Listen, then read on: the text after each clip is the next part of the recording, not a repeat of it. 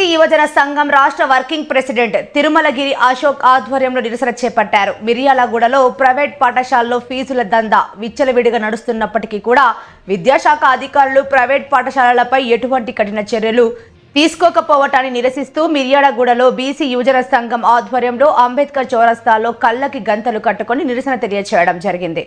ఈ సందర్భంగా బీసీ యువజన సంఘం రాష్ట్ర వర్కింగ్ ప్రెసిడెంట్ తిరుమలగిరి అశోక్ మాట్లాడుతూ మిర్యాలగూడలో ప్రైవేట్ పాఠశాలలో ఫీజులు మరియు పుస్తకాలు, యూనిఫామ్స్, టై, బెల్టుల పేరిట వ్యాపారం కొనసాగిస్తున్నప్పటికీ కూడా విద్యాశాఖ అధికారులకు కనిపించడం లేదా అని ఆయన అన్నారు.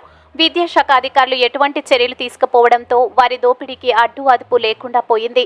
విద్యాశాఖ నిర్లక్ష్యానికి పేద విద్యార్థుల తల్లిదండ్రులు ఆర్థిక ఇబ్బందులకు గురవుతున్నారు.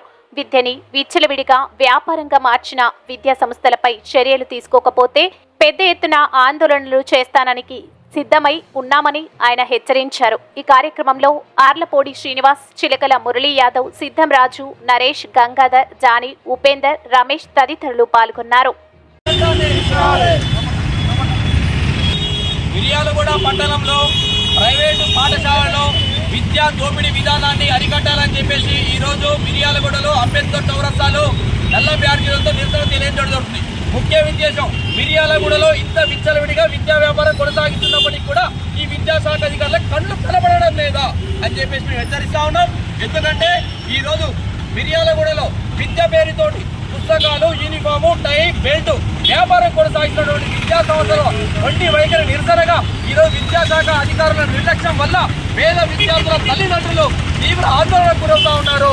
ఎందుకంటే ఈరోజు ప్రైవేటు పాఠశాలలో పేద విద్యార్థులు చదివించుకునే దుస్థితి లేకుండా పోయింది. కాబట్టి ఈ విద్యాశాఖ అధికారులకి ఇంత నిమ్మకు నీరు కట్టిన వ్యవహరించడం వల్ల ఈరోజు పేద విద్యార్థులు ప్రైవేటు పాఠశాలలో చదువుకునే దుస్థితి లేకుండా పోయింది.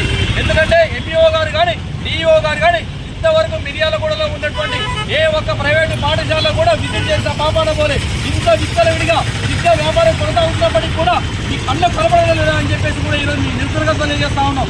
ఎందుకంటే ఈ మిర్యాలగూడ నియోజకవర్గంలో చుట్టుపక్కల గ్రామాల్లో పేద విద్యార్థులందరూ కూడా మిర్యాలగూడ నియోజకవర్గంలోని ప్రైవేటు పాఠశాలలో చదువుతున్నప్పటికీ ఈ రోజు పేద విద్యార్థులు ప్రైవేటు పాఠశాలలో ఫీజులు కట్టలేక భూములు అమ్ముకునే పరిస్థితి నెలకొన్నారు.